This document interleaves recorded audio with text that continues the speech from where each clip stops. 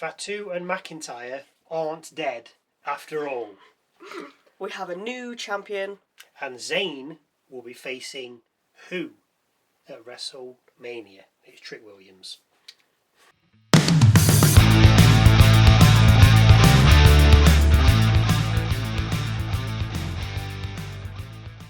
Welcome to Wrestle MSX, the best wrestling channel, just the best wrestling channel on YouTube.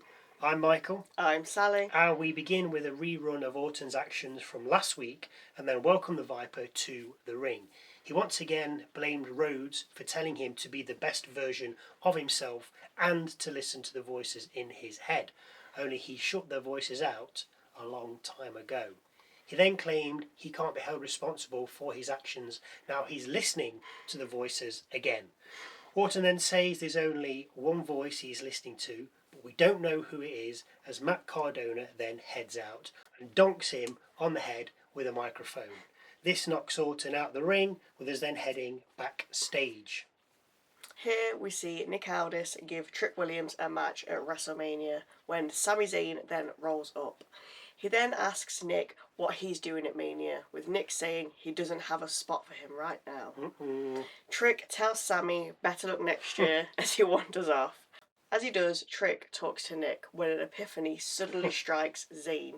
He turns around, attacks Williams, and then tells Aldis he's going to have a match at WrestleMania. Just before our first match, the Bellas against Charlotte Flair and Alexa Bliss, we see Orton flipping his lid at Nick Aldis and demanding a match against Matt Cardona. At first, Nick says no, but after Orton says he doesn't know what will happen if he doesn't get his match, Aldis relents. So, Twins versus Flair and Bliss. Before the match can get underway though, the lights dim and out walk the irresistible forces. After talking trash, which they did, they watch from ringside. The Bellas take control, mainly of Bliss, with the hot tag seemingly taking an age to come.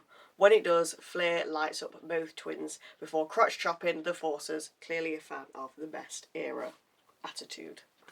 Before tagging in Bliss again, who suffers a 2-count cover. Bliss then rolls up Brie, with Brie kicking out. Bliss ends up near the ropes with Lash taking a cheap shot. This does for Bliss, as Brie then rolls her up for the 1, 2, 3. After the match, the Forces enter the ring and take it to both teams. But then out come Bakeria, who clear out the Forces and then stand tall with the rest of the women. Side note, Flair did not seem happy with Brie for some reason after the match, and she pushed her down with some force. So whether it seemed a bit too real to be just part like a bit of what too was much happening. in it, yeah. They'd already stood tall, they'd already dealt with, and it was just like, I don't know. Anyway, backstage, R-Truth tells Priest the Judgment Day are back when Jelly rolls up. Rhea Ripley also rolls up, with Truth saying it's good to see Dom and Mommy back together.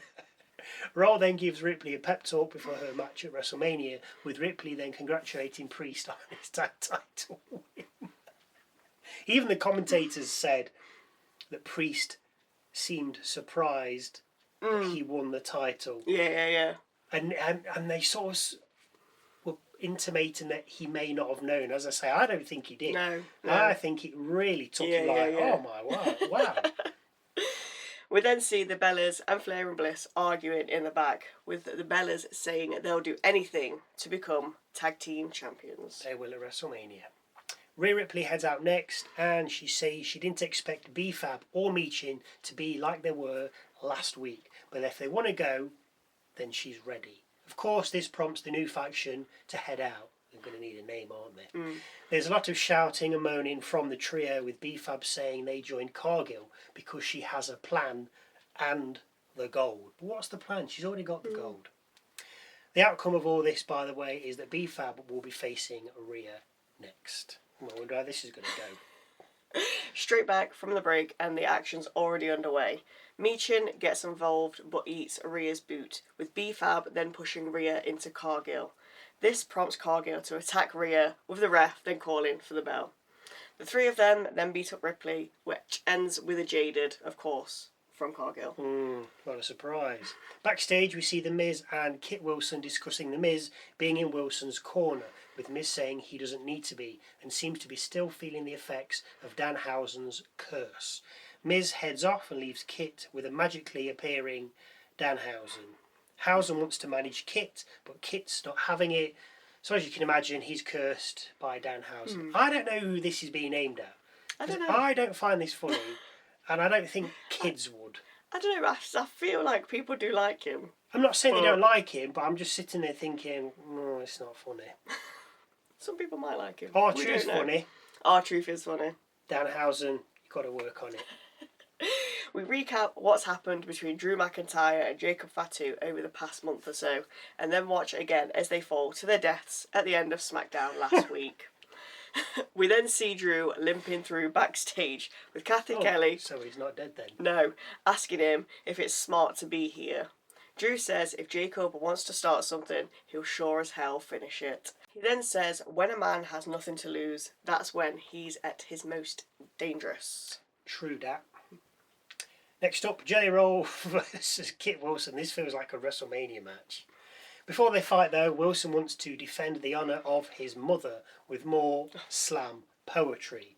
After more shouting and waving his hands about, the match gets underway. Roll picked up 2 after power slamming Wilson as he came off the ropes, with Roll then kicking out of a tourniquet on 2.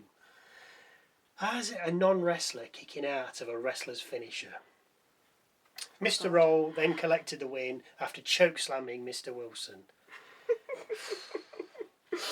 We recap the fallout from Raw between Punk and Reigns before heading backstage to see Solo saying he can't lead the family unless everyone's on the same page. He then apologises and looks at Tama, adding that you know who wouldn't have apologised? Roman. The MFTs then head off, with Carmelo Hayes then sliding up to Tama. He asks if he's going to challenge him or wait for Solo to tell him it's okay, before telling Tama he'll be out there. Hayes goes with Shinsuke then appearing. He asks Tama if he's going to fight Hayes or follow Solo, with Talatonga then coming back and asking if Tama's all good. He says he is, and heads off. So, I wonder who Carmelo Hayes are going to be fighting. Carmelo Hayes heads out for his weekly defence of the United States Championship, with his challenger this week being Sami Zayn. As the pair get ready to square off, out comes Trick Williams. He's here, of course, to watch. Hayes, 84, a bit high, begins by taking a beating from Zayn, 89. No chance. A tilt-a-whirl spinning facebuster or Dirty Diana nets Hayes 2, with Zayn replying with a superplex. Zayn manages an exploder and tries to follow up with a haluva, but Hayes lands a first 48, but can only cover for 2. Zayn then lands a Blue Thunder for 2, which seems to annoy Trick, as he then picks up the US title and tosses it into the ring. What is he doing? Trick then gets on the apron, with Hayes and Zayn brawling towards him. Trick aims a punch at Zayn, but Zayn ducks it and so hits Hayes instead. Zayn then catches Hayes with a haluva kick, rolls him up and gets the 1, 2, 3. Sami Zayn has just become the new United States champion. If you're wondering what the ref was doing while Trick was getting involved, he was passing the US title to someone outside the ring, obviously. Of course he was. Backstage, Kathy Kelly asks Jacob how he is, with Fatu saying he wants to speak to the people live. We also see this, some kind of WWE club thing. After the break, we see Nick Aldis tell Sami he's got his ticket to WrestleMania. Oh, I wonder who'll be fighting. And he'll be defending his newly acquired title against, you guessed it, Trick Williams. Jacob Fatu heads to the ring next and tells Drew that throwing him off a building is going to keep him down, and that he's going to dog walk him every week. The Scottish Warrior then heads out, or rather limps out, and claims he's the victim. Of course he is. He calls Fatu a criminal, which he was, and there he is, and then says he stole everything from him, i.e. the title. Drew then turns on Fatu's kids, which brings Fatu from the ring. Before he gets anywhere near Drew, out comes Nick Aldis. Aldis says they're not fit to fight, but they should be come April 18th. He then tells the pair they'll be facing one another in an unsanctioned match at WrestleMania. I think, we saw that. What if it's coming. unsanctioned, but he's okayed it, then it's sanctioned? But, Ooh. oh well. Don't confuse the people. Backstage, Jelly Roll tells Matt Cardona he's praying for him. Hashtag. After he says he doesn't want any help against Orton, with Aleister Black and Zelina then turning up.